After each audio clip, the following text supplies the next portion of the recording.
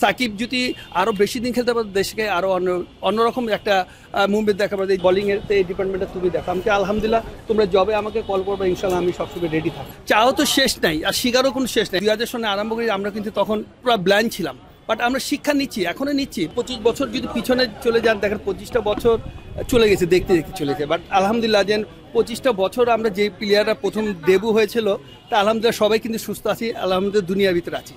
দেখা যাচ্ছে এখান থেকে মারা যায়নি, এটা সবথেকে বড় পাওনা, আল্লাহ কাছে লাখ লাখ শুক্রিয়া। তারপরে আবার দুঃখের বিষয় বলবো যে ওই সময় আমাদের কিন্তু এরকম ফ্যাসিলিটি ছিল না, এরকম কোচ ছিল না। লোকাল কোচ যেসব ছিল, দেখা যায় অনেকজন মারা গিয়েছে, অনেকজন জীবিত আছে।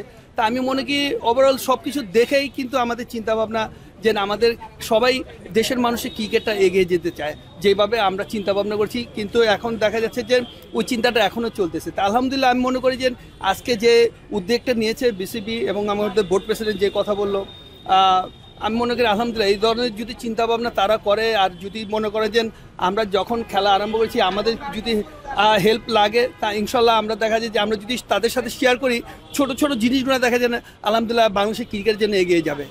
আপনাদেরকে দিয়ে টেস্ট ক্রিকেট শুরু হয়েছিল, এখন টেস্ট ক্রিকেটের 25 বছর, আপনি বাংলাদেশের টেস্ট ক্রিকেট দিয়ে স্যাটিসফাইড কিনা?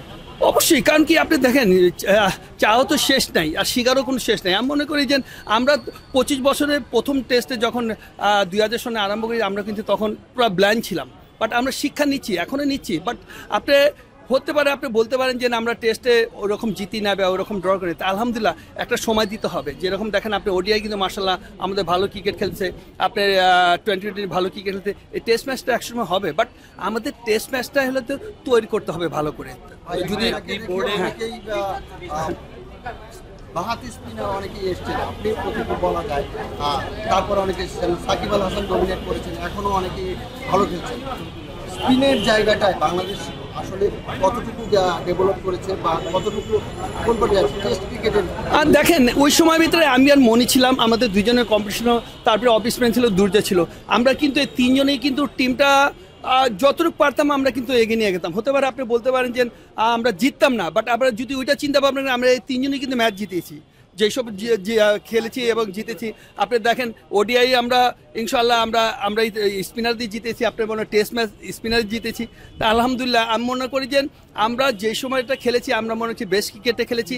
এখনকার যে বাচ্চারা খেলেছে আলহামদুলিল্লাহ আরও বেস্ট ক্রিকেট খেলতেছে। তাই সাকিব যদি আরও বেশি দিন খেলতে পারতো দেশকে আরও অন্যরকম একটা মুভমেন্ট দেখা পারতো। এই যেমন এখন টেস্ট চলতেছে, যে টেস্টটা ড্র হয়েছে, তা আলহামদুলিল্লাহ এই যে পজিটিভ একটা, যে আমরা 5 দিন যে হতাশা না থেকে যে একটা ড্র করেছে, এই অ্যাপ্রোচটা এটি কিন্তু একটা বাংলাদেশের এগিয়ে নিয়ে যাবে টেস্ট ম্যাচটা। অনেক প্রাপ্তি আছে আপনার, কিন্তু একটা আক্ষেপ রয়ে গেছে, বোর্ডের অধীনে আপনি এখনো কোচিং ওইভাবে ফিরতে পারেননি। সবসময় বলেন আপনি চাইলে ফ্রি করাতে চান, হ্যাঁ, এখন আসলে কি চান? বুলবুল ভাই তো দেখেন আলহামদুলিল্লাহ বুলবুলের সাথে আমি অনেক আগে আসছি এই মিটিংয়ে, আমাদের প্রোগ্রামে বুলবুলের সাথে আমি কথা বলেছি এবং বোর্ডের আগে যারা ছিল তাদের সাথেও কথা হয়েছে। তা আলহামদুলিল্লাহ তারা বলছে খুব তাড়াতাড়ি আমাকে ডাকবে। আমি বলছি দেখো আমাকে মাঠে কাজ দাও। ও বলছে যে তোমার একাডেমি আমাদের কোচ নাই, বলিংয়ের এই ডিপার্টমেন্টটা তুমি দেখো। আমাকে আলহামদুলিল্লাহ তোমরা জবে আমাকে কল করবে, ইনশাল্লাহ আমি সবসময় রেডি থাকি।